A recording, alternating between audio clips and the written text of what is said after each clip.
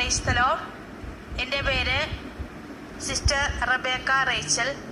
ഞാൻ വിസിറ്റേഷൻ സഭയിലെ ഒരംഗമാണ്.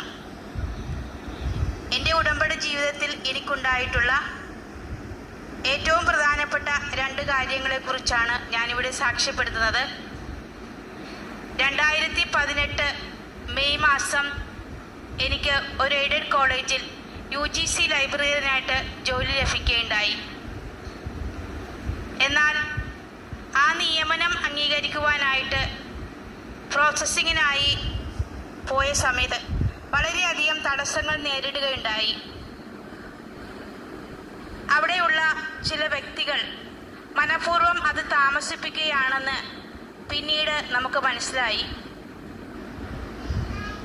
എന്നാൽ പ്രാർത്ഥനയുടെ ഫലമായി എല്ലാ ദിവസവും പ്രത്യക്ഷീകരണ പ്രാർത്ഥന ചൊല്ലുകയും ബൈബിൾ വായിക്കുകയും ദൈവസ്നേഹത്തെ പ്രതി മറ്റുള്ളവരുമായി സ്നേഹപൂർവ്വം ഇടപെടുകയും ചെയ്തതിനാൽ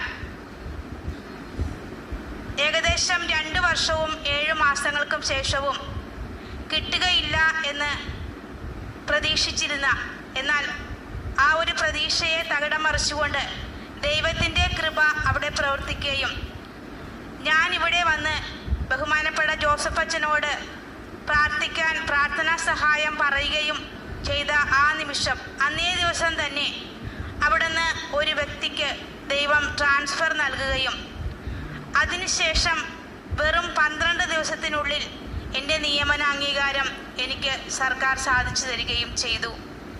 ഇത് ദൈവത്തിൻ്റെ മഹത്വത്തിനും പരിശുദ്ധ അമ്മയുടെ മാധ്യസ്ഥത്തിനുമുള്ള ഒരു തെളിവായി ഞാൻ കാണുന്നു. രണ്ടാമത്തത്, എൻ്റെ ഡോക്ടറേറ്റിൻ്റെ തീസിസ് 2020 ഫെബ്രുവരി 28 ഞാൻ സമർപ്പിച്ചത് യൂണിവേഴ്സിറ്റിക്ക്. എന്നാൽ ഏകദേശം 4 ആഴ്ചകൾക്ക്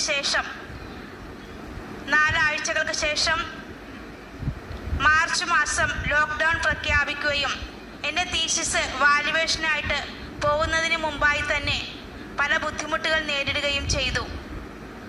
മാസങ്ങൾക്ക് ശേഷം പലപ്പോഴും നമ്മൾ അന്വേഷിക്കുകയും യാതൊരു മറുപടിയും കിട്ടാതിരിക്കുന്ന ആ കാലഘട്ടത്തിൽ ഞാൻ ബഹുമാനപ്പെട്ട ജോസഫ് അച്ഛനെ കാണുകയും അദ്ദേഹത്തിൻ്റെ വിലപ്പെട്ട പ്രാർത്ഥനാ സഹായവും മാതാവിനോടുള്ള മാധ്യസ്ഥവും യാചിക്കുകയും ചെയ്തതിൻ്റെ ഫലമായിട്ട് 2021 ഡിസംബർ മാസം ഏകദേശം 2 വർഷത്തോളം എടുത്തു എൻ്റെ തീസിസ് വാല്യൂ ചെയ്ത് മറ്റ് സംസ്ഥാനങ്ങളിൽ നിന്നും നമ്മുടെ കേരളത്തിലെത്തുവാനായിട്ട്. ഇത്രയും വലിയ ലോക്ക്ഡൗണിൻ്റെ സമയത്ത് പോലും ഏറെ തടസ്സങ്ങൾ നേരിട്ടപ്പോഴും പരിശുദ്ധ അമ്മയുടെ മാധ്യസ്ഥം വഴിയായി അച്ഛൻ്റെ പ്രാർത്ഥനാ സഹായം വഴിയായും എനിക്ക് 2022 ഏപ്രിൽ മാസം കേരള യൂണിവേഴ്സിറ്റിയിൽ നിന്നും ഡോക്ടറേറ്റ് ലഭിക്കുകയുണ്ടായി. ഈ ഒരു അനുഗ്രഹവും പരിശുദ്ധ അമ്മയുടെ പ്രത്യക്ഷീകരണത്തിൻ്റെ ആ നാമധേയത്തിൽ എനിക്ക് ലഭിച്ചുവെന്ന് ഞാൻ വിശ്വസിക്കുകയും നിങ്ങളോട് സാക്ഷ്യപ്പെടുത്തുകയും ചെയ്യുന്നു.